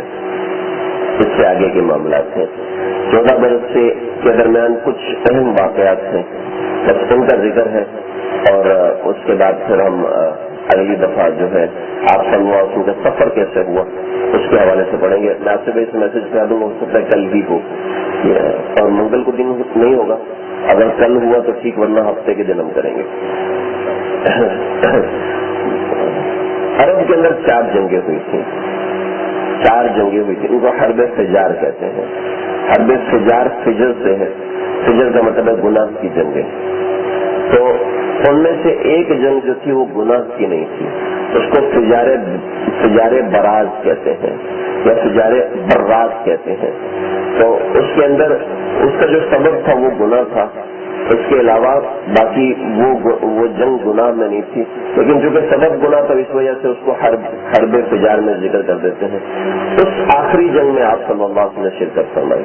حرب فجار جو پہلی جنگ تھی، جو حرب فجار، یہ فجار اس لیے ہے کہ اشہر حرم میں ہوئی تھی، جو 4 حرام مہینے ہیں، رجب ہے، ذوالقعدہ ہے، ذی الحجہ ہے اور محرم ہے۔ ان مہینوں میں عرب آپس میں جنگ نہیں کرتے تھے۔ اگر کوئی جنگ کرتا تھا تو اس کو کہتے تھے یہ گناہ کر رہا ہے، ورنہ ایک دوسرے کے خون بہانے کو بڑا اچھا سمجھتے تھے کہ ہم اس سے بہادر ہیں، ہم ایسے ہیں اور میں، کیونکہ جنگل کا قانون تھا، کوئی ایسا قانون تو تھا نہیں کہ جو قابل تعریف ہو، تو جس کی لاٹھی اس کی بھینس والا مسئلہ تھا۔ تو اس نوعیت کے مسائل تھے، تو لیکن اس میں قانون یہ تھا جو ان 4 جنگوں میں جنگ لڑے گا، ان 4 مہینوں میں جنگ لڑے گا، پھر اس کی خیر نہیں، ہم اس کو چھوڑیں گے نہیں۔ لیکن عربوں نے خود ہی ان 4 مہینوں میں یہ 4 جنگیں لڑی تھیں، تو یہ حرب فجار کہلاتی ہیں۔ آخری جنگ وہ اس مہینے میں نہیں ہوئی تھی، الگ سے ہوئی تھی، لیکن سبب اس مہینے کا تھا۔ جو پہلی جنگ ہوئی تھی یہ بدر بن معاشر الغفاری، یہ بازار میں بیٹھا ہوا تھا اور وہ ڈینگے مار رہا تھا۔ کوئی ایسا نہیں ہے جو میرے مقابلے میں آ سکے، کوئی ایسا، میں نے فلاں جنگ میں للکار لگائی، کسی میں ہمت نہیں ہوئی کہ مقابلے میں آئے۔ تو وہ بازار میں بیٹھا ہوا تھا، کہنے لگے جو اوقاز کا ایک بازار تھا، بڑا مشہور ترین بازار تھا اوقاز میں، آج لانا بھول گیا، میں آپ کو دکھاتا ہوں وہ بازار۔ تو کہنے لگا کہ کوئی ایسا نہیں، تو عرب میں کوئی اپنے آپ کو دوسرے سے بہادر کہہ دے، کوئی اپنے آپ کو دوسرے سے ذہین کہہ دے، کوئی اپنے آپ کو دوسرے سے سمجھدار کہہ دے، بس پھر وہ خیر نہیں، اس کو چھوڑیں گے نہیں۔ تو اب وہ بدر بن معاشر غفاری جو تھا، غفار قبیلے کا تھا، وہ بیٹھا لم ترانی ہوتا، انی اعز العرب ومن رغم انه اعز مني فليستغفر بالسيف۔ اگر کوئی ہے نا جو مجھ سے زیادہ غلط مند تو آئے میرے سامنے تلوار لے کے۔ تو ایک آدمی ہے، کہنے لگا اچھا، وہ آیا، اس نے چھلانگ لگائی، اس کو ایک کٹ لگا تھا، گھٹنے سے کٹ لگا تھا، ہاں اب بتا لگایا، کوئی ہو جو مجھے ہاتھ لگا کے دکھائے۔ لیکن ایک روایت میں اس نے پورا گھٹنا کاٹ دیا، اور ایک روایت میں اس کو صرف خراش لگائی کا، دیکھ لے آج تو بڑی سنا رہا تھا، آج آپ مقابلے میں آ جا۔ تو وہ کھڑا ہوا، تو جو بدر بن معاشر کھڑا ہوا تو اس کے چیلے کھڑے ہوئے، اس کے چیلے کھڑے ہوئے تو اس کے رشتے دار، پھر خاندان والے، پورا قبیلہ کھڑا ہو گیا، اور ادھر سے ان کا پورا قبیلہ کھڑا ہو گیا، جس نے زخم لگایا تھا، تم ادھر سے مقابلہ کرو، ادھر سے مقابلہ کرے۔ جنگ میں پہلے مبارز آتے ہیں، پہلے جنگ میں مبارز آیا کرتے تھے، ادھر لشکر کھڑا ہوا ہے، ادھر لشکر کھڑا ہوا ہے، یہاں کا بہترین آدمی، یہاں کا بہترین آدمی، دونوں آپس میں مقابلہ کرتے تھے، ایک دوسرے کو مار لیتا تھا تو پھر اسی پہ صلح ہو جاتی تھی یا پھر جنگ آگے بڑھتی تھی، تو اب مقابلہ کرو۔ تو یہ جو جنگ ہوئی تھی یہ پہلی جنگ تھی، یہ فجار اول تھی، اس میں آپ صلی اللہ علیہ وسلم کی شرکت نہیں تھی، آپ صلی اللہ علیہ وسلم 10 برس کے تھے جب یہ جنگ ہوئی تھی۔ دوسری جنگ بنی عامر اور بنی کنانہ، بنی عامر اور بنی کنانہ، ان کے اندر یہ دوسری جنگ ہوئی تھی۔ تیسری جنگ بھی بنی عامر اور بنی کنانہ کے درمیان میں ہوئی تھی۔ بنی عامر کی ایک عورت تھی، بنی عامر کی عورت بازار میں بیٹھی ہوئی تھی، وہ اس کے حسن کے چرچے بہت زیادہ تھے، بڑی خوبصورت تھی، بازار میں کچھ سامان لینے آئی تو بنی کنانہ کا ایک آدمی وہ آیا، کہنے لگا اپنا چہرہ مجھے دکھا، اس نے کہا دفع ہو جا، میرا چہرہ دکھاؤ۔ زمانہ جاہلیت کے اندر بھی عورتیں پردہ چہرہ ڈھانپتی تھیں، لیکن اس کے ساتھ دوسری بات یہ ہے کہ بہت سی عورتیں چہرہ کھلتی بھی تھیں، یہ دونوں چیزیں ثابت ہیں زمانہ جاہلیت کے اندر۔ لیکن بہرحال جہاں پر جو جنگ ہوئی وہ اس کے چہرہ ڈھانپنے، اس کے چہرے کی حفاظت میں بنی عامر نے مقابلہ کیا۔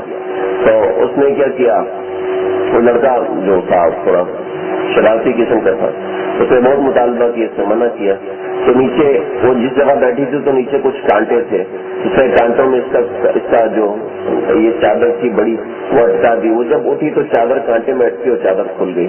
اس نے کہا یا بنی عامر، یا اعلی بنی عامر، اے بنی عامر جلدی سے آؤ۔ تو اس نے وہ بنی کنانہ کا تو یا اعلی بنی کنانہ، اے بنی کنانہ تم آؤ۔ تو اس نے اپنے قبیلے کو بلایا، اس نے اپنے قبیلے کو بلایا، دونوں کی آپس میں جنگ ہو گئی۔ یہ دوسری جنگ تھی، اس میں بھی آپ صلی اللہ علیہ وسلم کی شرکت نہیں۔ تیسری جنگ بنی عامر اور بنی کنانہ کے آپس میں کوئی جھگڑا تھا، تو ان کا آپس میں کوئی قرض لین دین تھا، تو ایک نے قرضہ دیا، دوسرے کا میں واپس نہیں کرتا، اس کو چڑھ گیا غصہ، تو مقابلے میں اتر آیا۔ یہ جب مقابلے میں اترا تو اس نے اپنے بندوں کو بلایا، اگر میں اپنے مامے کو بلاؤں گا، اس نے اپنے مامے کو بلایا ہوگا، اس نے اپنے مامے کو بلایا، اس طریقے سے دونوں قبیلے آئے۔ تو یہ 3 جنگیں تھیں۔ چوتھی جنگ جس میں آپ صلی اللہ علیہ وسلم کی شرکت تھی، تو اس کا تھوڑا بیک گراؤنڈ سمجھ لیں۔ نعمان بن منذر ایک آدمی تھا۔ نعمان بن منذر جو ہے اوقاز کا جو بازار لگتا تھا، اس بازار کے اندر خوشبو بیچتا تھا۔ تو یہ پورا قافلہ لے کر آتا تھا خوشبو کا، اور لوگ خوشبوئیں خریدتے تھے۔ بہت بڑی تجارت تھی ان کی، لاکھوں کروڑوں کی تجارت تھی۔ تو نعمان بن منذر شام سے آتا تھا، تو اس نے عروۃ الرحال سے کہا، اس نے بنی کنانہ والوں سے کہا کہ مجھے تم پناہ دے دو۔ تو براس نامی آدمی جو بنی کنانہ کا سالار تھا، اس نے کہا جی میں تمہیں پناہ دیتا ہوں۔ اور جب نعمان بن منذر آئے تو ان کو کچھ مسئلہ لگا ہوگا، تو انہوں نے عروۃ الرحال سے کہا کہ بھئی میں تھوڑا پریشان ہوں، تو تم مجھے پناہ دو۔ تو عروۃ الرحال نے کہا ٹھیک ہے میں پناہ دے دیتا ہوں، میں پناہ دے۔ اب مسئلہ یہ ہے کہ یہ بات آ جاتی ہے غیرت کی، غیرت کی آ جاتی، جیسے ہمارے بھائی یہ ہوتا ہے کہ اس نے کھانے کی دعوت کی، نئی طرف سے دعوت ہے، کس آج کی رات کی دعوت، بھائی آج کی رات تم نہیں، یا اس کے بعد جو یہ میرے پاس آؤ، پھر مجھ سے تعلق میں رکھنا اگر نہیں ہے، تو یہ ضد بازی کی دعوت ہے، ضد۔ اب اس کا پیٹ کیسا ہے یہ کسی کو نہیں پتا، اب جناب میری دعوت ہونی چاہیے۔ جیسے عرب میں مقابلہ ہوتا تھا، وہ اس کا سخاوت کا مقابلہ ہوتا تھا، تو سخاوت میں جیتنے کے لیے دوسرے سے مقابلے کے لیے اتنا تپڑ نہیں ہے، وہ جتنی دعوت بڑے پائے کی کرتا تھا، ان میں تپڑ تھا نہیں۔ تو کیا کیا انہوں نے کھڈا کھودا، اور کھڈا کھود کے اس میں آٹا بھر دیا، پانی بھر دیا، اور قافلے میں سے کہا یہاں سے گزرو۔ تو قافلے کا پہلا گھوڑا گزرا تو قافلے کا گھوڑا پورا آٹے میں دھس گیا۔ اتنی بڑی دعوت کرتا ہے، اتنا زیادہ آٹا گنتا ہے ان کی دعوت میں کہ گھوڑے کا گھوڑا اندر دفن ہو جاتا ہے۔ یہ ثابت کرنے کے لیے اتنا آٹا ضائع کیا کرتے تھے، یہاں سنبھال لیتے ہیں پاکستانیوں کو فائدہ ہو جاتا ہے۔ تو خیر عربوں میں یہ مزاج تھا، آج بھی یہ مزاج ہے۔ اگر رمضان میں کسی کو عمرے کی توفیق ہو تو وہاں آپ ایک کے دسترخوان سے اٹھ کے دوسرے کے دسترخوان پہ چلے جائیں، پھر دیکھیں کیسی لڑائی ہوتی ہے، اور بھائی سے میرا مہمان ہے تو لے کیسے گیا بیٹا۔ تو یہ مقابلے بازی ہوتی ہے۔ یہ اپنے مہمان کو بطور مثال 1000 ریال کھلیں گے، تو ایک کہنے میں 10,000 ریال کھلاؤں گا، 10,000 کھلے گا میں 1,00,000 ریال کھلاؤں گا، بھلے اس سے خود پھٹو فقیر ہو جائے لیکن نام۔ تو اب وہاں سے کس طرح کی سرپرستی تھی نعمان کو، اب اتنا بڑا آدمی آ رہا ہے، اس کو پناہ بنی کنانہ والے کہتے ہیں ہم نے دینی، اور بنی حوازن والے کہتے ہیں ہم نے دینی۔ عروۃ الرحال جو بنی حوازن کا تھا، عروۃ الرحال کو نعمان بن منذر کہتا ہے، جب یہ دونوں کا مقابلہ اس نے کہا چلو میں اپنا فائدہ اٹھاؤں۔ اس نے اپنا فائدہ اس طریقے سے نکالا کہ لگے کہ مجھے پورے عرب میں پناہ چاہیے، صرف اس راستے میں پناہ نہیں چاہیے۔ عروۃ الرحال کہتے ہیں میں پورے عرب میں پناہ دے دوں گا، تو مسئلہ تو نہیں۔ تو بنی کنانہ کا جو براز تھا کہنے لگا اچھا تو بنی کنانہ کی بھی کفایت کرے گا، یعنی کہ میرے قبیلے سے بھی ان کو بچائے گا، تو میرے قبیلے کے اوپر بھی طرح اثر رسوخ ہے کہ تم منع کر دے گا۔ ہوتا ایسا تھا کہ ایک پناہ دے دیتا تھا نا، تو اس کے عدد میں سارے لوگ پناہ دے دیتے تھے، تو ایک ہی پناہ میں سارے لوگ پناہ دیتے تھے۔ جیسے بطور مثال یہ ماڈل کالونی، یہ پورے قبیلہ ہے، یہاں کے ایک سردار ہے، ایک بڑے ہیں، تو انہوں نے کہا جی یہ بندہ میرا ہے، خیال کرنا۔ تب سارے لوگ اس کو گھر لے جاتے تھے، کھلا اس کو موٹا کر دیتے تھے، اس کو کوئی انگلی نہیں لگا سکتا تھا، کوئی باہر کا آدمی انگلی لگاتا پورا علاقہ لشکر بن کے کھڑا ہو جاتا تھا، ہمارے امیر نے پناہ دی ہے یا ہمارے کسی بندے نے پناہ دی ہے۔ تو عربوں میں یہ ہوا کرتا تھا، آج پتہ نہیں ہے یا نہیں۔ تو اب جب ہم نے اس کو جب یہ پناہ دے رہا ہے تو اس کی اتھارٹی ہمارے علاقے پہ تھوڑی چلتی ہے، اپنے آپ کو بڑا سمجھتا ہے، ٹھیک ہے تو چلے تو یہ تھا رجب کا مہینہ. تو رجب کے مہینے میں کوئی کسی کو مار نہیں سکتا. تو وہ تو رحال وہاں سے نکلا اور اس نے جا کے شراب پی, اور شراب پی کر وہ بدمست ہو کے اپنے گھر کی طرف جا رہا تھا. تو براز نے تلوار سے اس کا کام تمام کر دیا. تو اس کو ضرورت کیسے ہوئی میری پناہ کے اوپر اپنی پناہ دینے کی؟ اس کو ضرورت دی. حالانکہ عروۃ الرحال نے پہلے پناہ دی تھی. تو اس نے جب دیکھا تو نعمان بن مزر نے زیادہ فیور مانگا, تو اس کے اوپر آپس میں کی. ایک روایت میں آیا ہے عروۃ الرحال نے بڑی معافی مانگی, کہا مجھ سے میں نے زبان زیادہ کھول دی, مجھے معاف کر دو, میں زیادہ تکبر میں آ گیا تھا. لیکن براز نے چھوڑا نہیں. جب براز اس کا کام تمام کر چکا تو آیا بنی کنانہ کے پاس, کہنے لگے میں نے تو بنی حوازن کے سردار کو مار دیا, چپ کر کے نکل جاؤ ورنہ یہ لوگ چھوڑیں گے نہیں. چنانچہ بنی کنانہ کمزور قبیلہ تھا, بنی حوازن مضبوط قبیلہ تھا. اسی وجہ سے اس نے پناہ دی تھی کہ میرا قبیلہ چونکہ بڑا ہے تو میں سب لوگ میری بات مان لیں گے. تو وہ بھاگا ہے. تو یہ بنی کنانہ والے بھاگے. جب یہ لوگ نکل چکے تھے تو بنی حوازن کو پتہ چلا. تو بنی حوازن کو تو موقع چاہیے تھا, لہٰذا ان کو مل گیا موقع. ان کا بندہ مر جانا کوئی بڑی بات نہیں تھی. ان کو موقع مل گیا کہ بنی کنانہ پر بھی ہم قبضہ کر لیں. ان کو موقع میں چڑھائی کر دی بنی کنانہ پر. یہ اس وقت تھا جب رجب کا مہینہ ختم ہو چکا. تو یہ لوگ سارے کے سارے کعبۃ اللہ میں گھس گئے بنی کنانہ والے, اور یہ انہوں نے آ کے مدد مانگنے سے حرب بن امیہ اور عبداللہ بن جدعان, ان سے مدد مانگی. سب نے مدد کی بنی کنانہ کی. اگلے دن سارے قریش سمیت مدد کو آگے قبیلہ بنی کنانہ کو بچانے کے لیے. حوازن والے بات ماننے کو تیار نہیں, بات کرنے کو تیار نہیں. 6 دن جنگ جاری رہی ہے. اس میں آپ صلی اللہ علیہ وسلم ابو طالب کے ساتھ شریک ہوئے. صرف اتنی شرکت تھی کہ آپ نے تیر اٹھا کے پکڑایا. ایک روایت میں آیا ہے کہ آپ صلی اللہ علیہ وسلم نے ایک نیزہ چلایا, ایک ایسا نیزہ چلایا کہ جو ان کے ایک بڑے سالار کو جا کے نیزہ لگا, جس کی وجہ سے وہ مر گیا. لیکن ایسی کوئی بات نہیں ہے. اصل بات یہ ہے کہ آپ صلی اللہ علیہ وسلم سے تیر پکڑاتے رہے تھے اور اپنے چچاؤں کو. اور جب آپ صلی اللہ علیہ وسلم جاتے تھے تو بنی کنانہ کا پلڑا بھاری ہو جاتا تھا, اور جب آپ لشکر سے نکلتے بنی کنانہ کمزور پڑنا شروع ہو جاتے.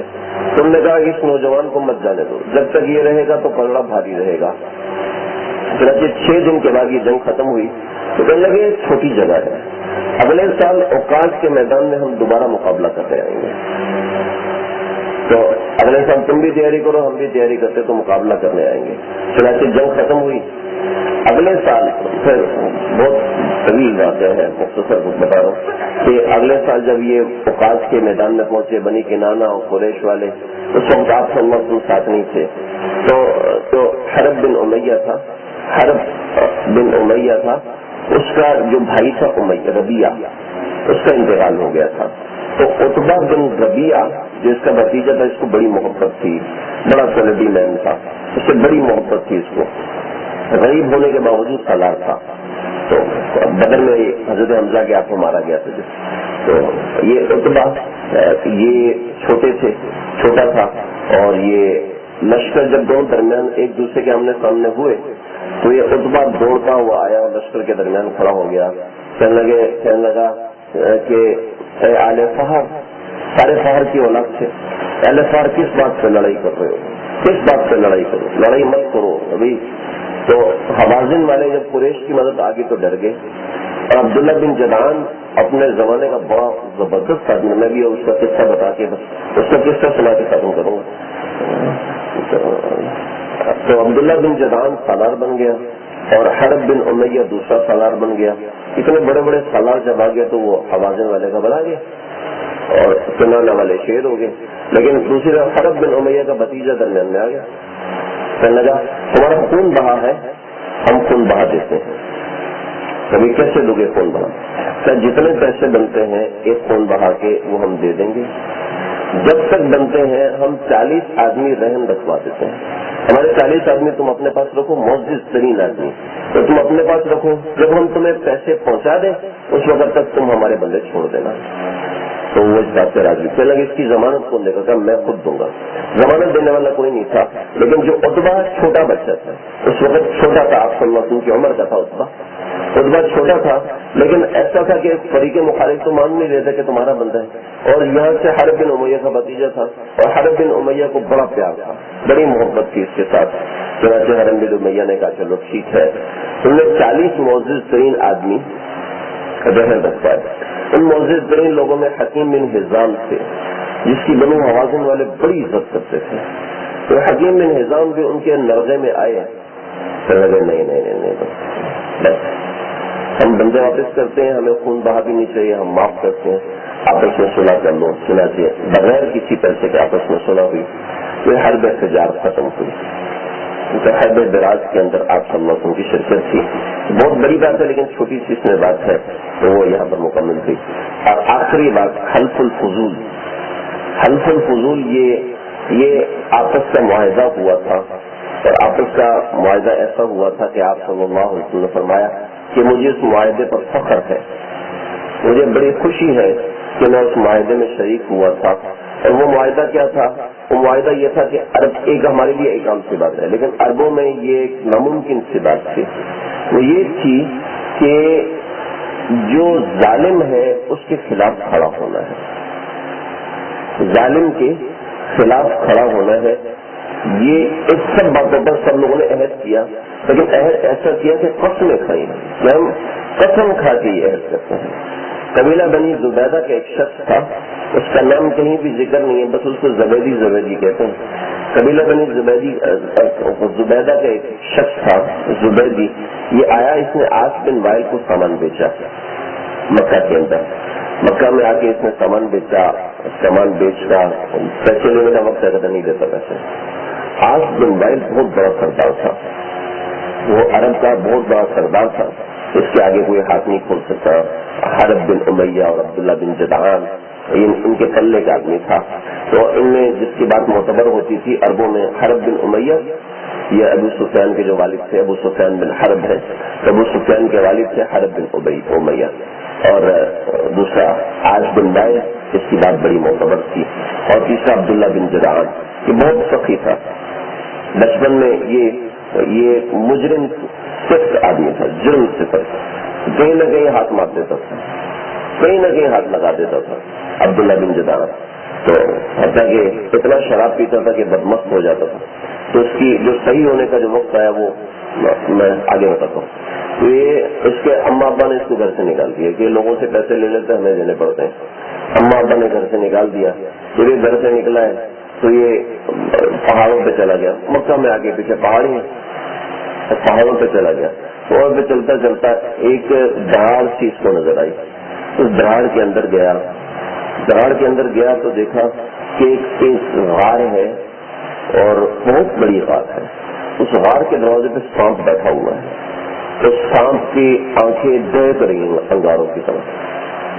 دیکھ کر بڑا پریشان ہوا. تو عرب لوگ تو ان چیزوں سے نہیں ڈرتے. اس نے کہا میں سانپ کو ماروں گا, نقصان پہنچائے گا. یہ آگے بڑھا. جیسے آگے بڑھا تو سانپ نے یوں اس کو ڈسا, یوں مارا اس کو, پھر پیچھے ہٹ گیا.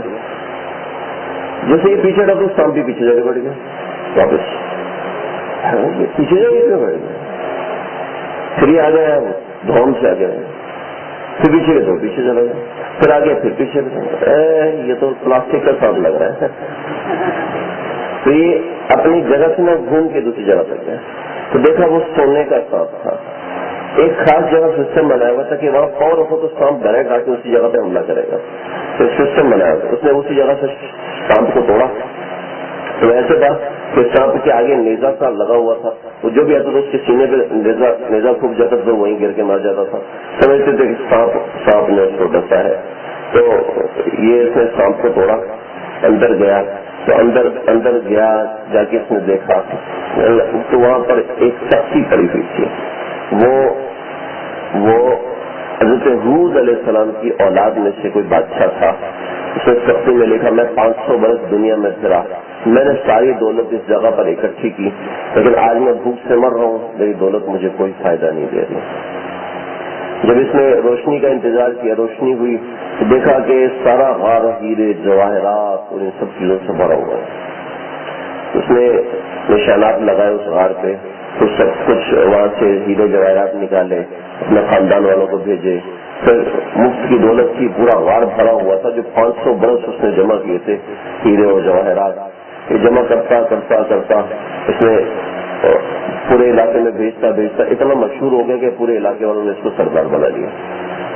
اور پھر دولت آئی تو اس کے مزاج میں حلم آیا. ایک مرتبہ اس نے شراب پی تو پانی کے اندر چاند جو چمک رہا تھا، چاند میرے اتنے قریب آ گیا تو چھلانگ لگائی تو وہ سارا کیچڑ تھا، کیچڑ میں لت پت ہو گیا، سارے لوگ ہنس رہے. تو نشہ اترا تو کہنے لگا یہ کمی لوگ میرے اوپر ہنس رہے ہیں میری بےوقوفی کی وجہ سے. قسم کھا لی کہ میں کبھی شراب نہیں پیوں گا. چنانچہ عبداللہ بن جدعان نے زندگی بھر شراب نہیں پی. اس کی خصلتیں ایسی تھی جیسے بالکل مسلمانوں کی. جیسے عائشہ نے پوچھا عبداللہ بن جدعان کا کیا بنے گا، تو آپ صلی اللہ علیہ وسلم نے فرمایا اس میں ساری خصلتیں تھیں، لیکن اگر وہ روزانہ استغفار کر لیا کرتا تو اللہ اس کو جنت میں محل دے دیتے، لیکن اس نے یہ نہیں کیا، لہذا وہ مسلمان نہیں ہو سکتا. تو عبداللہ بن جدعان تو عاص بن وائل نے مال نہیں دیا. تو یہ بندہ زبیدی جو ہے یہ اب بنی عبدالدار کے پاس آیا، بنی مخزوم کے پاس آیا، اور بنی جمح کے پاس آیا، بنو سہم کے پاس آیا، بنو کعب کے پاس، سب کے پاس آیا، کسی نے اس کی مدد نہیں کی. تو یہ صبح اٹھا، یہ جبل ابی قبیس کی طرف گیا. تو جبل ابی قبیس یہ باب السلام کے سامنے جبل ابی قبیس تھا جس کو بھی ختم کر دیا ہے. تو اس نے وہاں پر کھڑے ہو کے اشعار پڑھے، اور بڑے ہلا دینے والے اشعار. یا اہل فہر مظلوم بضاعته في بطن مكة النائم دار والفقر فمحرم أشعث لم يقص عمرته يا للرجال بين الحجر والحجر إن الحرام لمن تمت مكارمه ولا حرام لثوب الفاجر المعذر. کہ یہ جو حرم ہے یہ دو پتھروں کے درمیان میں کھڑا ہو کے بات کر رہا ہوں. جو جبل ابی قبیس ہے نا، یہ مقام ابراہیم کا پتھر اور حجر اسود کے رخ پر جبل ابی قبیس تھا، جو ابھی ختم ہو گیا. تو یہ اس کے اوپر کھڑا ہو کے کہہ رہے ہیں کہ ان الحرام لمن تمت مکارمہ، حرم تو اس کے لیے محترم ہے جس کے مکارم پورے ہوں. تم اس کے مکارم دیے بیٹھے ہو جو میرا حق کھا کے بیٹھا ہوا ہے. میں تو دو پتھروں کے درمیان کھڑے ہو کے تم سے بات کر رہا ہوں، دونوں مقدس ترین پتھر. جب اس کی بات آئی تو عبداللہ بن جدعان کھڑا ہوا.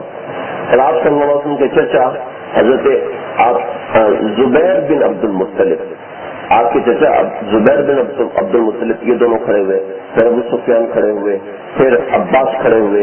یہ چھوٹی عمر کے لوگ تھے، یہ ان کے ساتھ ملے. پھر آپ صلی اللہ علیہ وسلم ساتھ کھڑے ہوئے. پھر کچھ لوگ اور تھے جن کا نام تھا فضل بن فضالہ، فضل بن وداع، فضل بن حارث. تو سارے آئے. انہوں نے عاص بن وائل کو مجبور کیا کہ تم اس کے پیسے واپس کرو.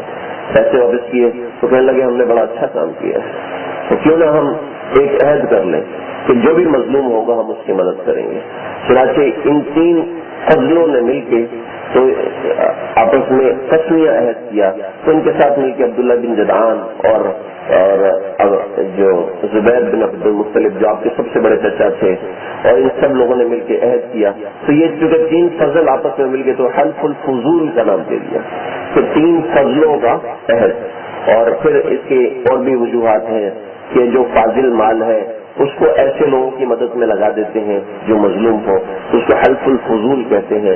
حلف الفضول بعد میں بھی جاری رہا. آپ صلی اللہ علیہ وسلم نے فرمایا کہ آج بھی عبداللہ بن جدعان جس نے حلف الفضول کیا تھا وہ آج بھی آگے مجھ سے کہے بدر کا یہ قیدی مجھے دے دو تو میں اس کو مفت میں سارے کے سارے قیدی ہدیہ کر دوں گا. تو آپ صلی اللہ علیہ وسلم کو حلف الفضول کی اتنی زیادہ خوشی تھی. تو یہ آپ صلی اللہ علیہ وسلم کی عمر کا وہ حصہ 14 سے لے کر 25 برس تک کی عمر میں جو واقعات ہوئے وہ اس کے ضمن میں آئے ہیں. 25 برس کی عمر میں اب وہ زندگی آ رہی ہے جس میں معجزات اور کرامات بڑی واضح طریقے سے آ رہی ہیں. پھر وہ سب چیزیں ہوں گی تو انشاءاللہ درس میں میں انشاءاللہ بتا دوں گا کہ کب کرنا ہے. اللہ آپ صلی اللہ علیہ وسلم کی اصل محبت ہم سب کے دل میں اتار دے. ان واقعات کو سنانا کوئی محض واقعات کا سنانا مقصد نہیں ہے، بلکہ اصل تو یہی ہے کہ آقا کی محبت دل میں اتر جائے، دل میں بیٹھ جائے. دل میں جب بیٹھے گی تو پھر سب چیزوں کی کیفیت تبدیل ہوگی. شب برات آ رہی ہے، رمضان آ رہا ہے، اور اتنی اہم راتیں ہیں، اتنی اہم باتیں ہیں. اور خود دیکھیں کہ عموماً ہوتا یہ ہے دیندار طبقے کو بھی فکر نہیں ہوتی کہ اس میں عبادت کرنی ہے، اس میں اللہ کو یاد کرنا ہے. دیندار طبقے کو فکر نہیں ہوتی، دنیا دار طبقے کو کیا ہوگا؟ دیندار طبقے کو فکر کیوں نہیں ہوتی؟ اس لیے کہ تعلق نہیں ہے، دل کا تعلق ہوگا. یہ سب چیزیں. السلام علیکم ورحمۃ اللہ وبرکاتہ.